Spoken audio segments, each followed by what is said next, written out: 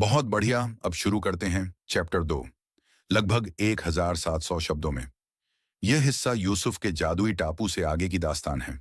दास्तान बगदाद।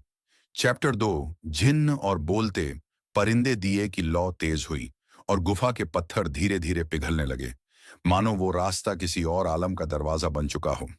यूसुफ ने कांपते हुए दरवेश की तरफ देखा।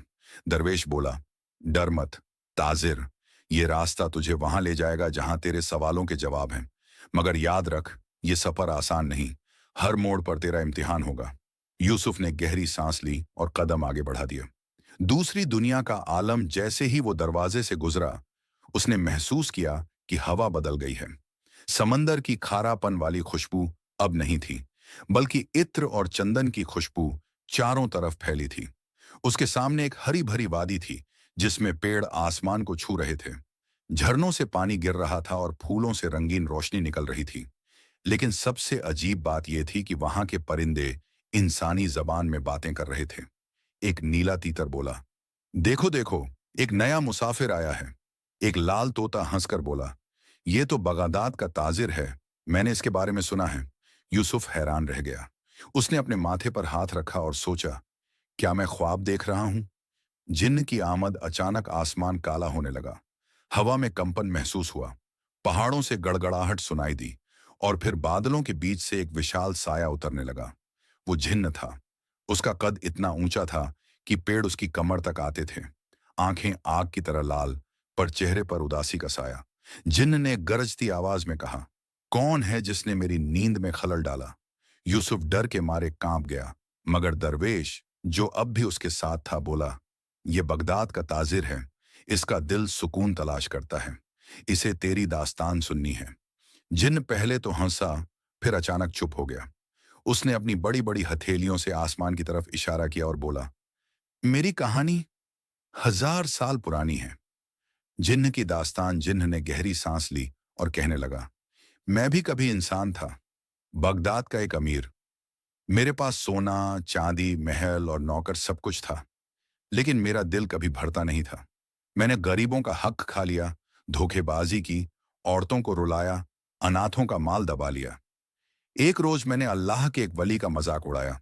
उसी वक्त उसने बद्दुआ दी, तेरा लालच तुझे जिन्न बना देगा और तू समंदरों का कैदी रहेगा जब तक कोई नेक इंसान तुझसे सबका न ले।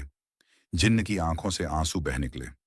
मैंने सदियों तक समंदर में भटकते भटकते ये सीखा कि दौलत कभी सुकून नहीं देती। सुकून तो सब्र, शुक्र और नेक नियत में है। यूसुफ की रूह कांप गई। उसने महसूस किया कि ये बातें उसके दिल पर सीधी उतर रही हैं। परिंदों का सबक। जिन्न की दास्तान खत्म हुई तो बोलते परिंदे उसके चारों तरफ उड़ने लगे। नीला तीतर बोला, ए मुसाफिर, जिन्न की कहानी याद रखना। इंसान का असली तख्त उसका दिल है। अगर दिल साफ है तो इंसान बादशाह है, चाहे उसके पास कुछ ना हो। लाल तोता बोला, और अगर दिल गलाजत से भरा है तो वो जिन्न से भी बदतर है, चाहे उसके पास दुनिया भर की दौलत हो। यूसुफ ने सिर झुका दिया। नई मंजिल की तरफ दरवेश ने दिया फिर से उठाया। लौ चमकी और एक नया दरवाजा खुला। दरवेश बोला, तेरा सफर अभी शुरू हुआ है।